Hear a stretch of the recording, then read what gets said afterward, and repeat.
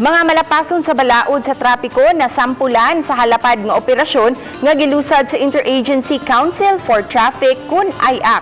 Apil na ang migamit og cellphone samtang nag-drive gisita. Ani ang report.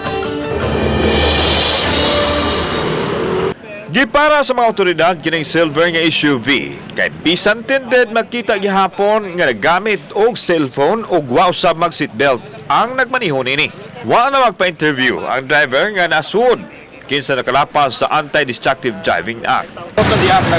So on the act na siya. So ang dalawa naging violation niya, Republic Act 8750 which is seatbelt law and Anti-Destructive Driving Act.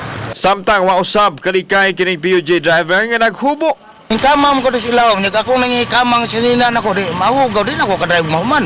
Penalty 5,000 pesos. Under sa jaw. Gisita usab ang mga nagmaneho og motorsiklo nga nagsulob og unprescribed helmet.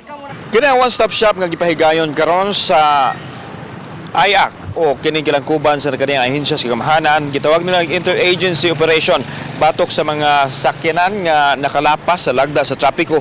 Apil na usab ang may struktura nga naka-intrude sa agianan sa mga tao. Walay pasaylo bisan kining sakyanan sa basura. Sa Barangay Guadalupe, gitikitan, nanubra kahabog ang kargang basura ug wa usab mag seatbelt ang driver.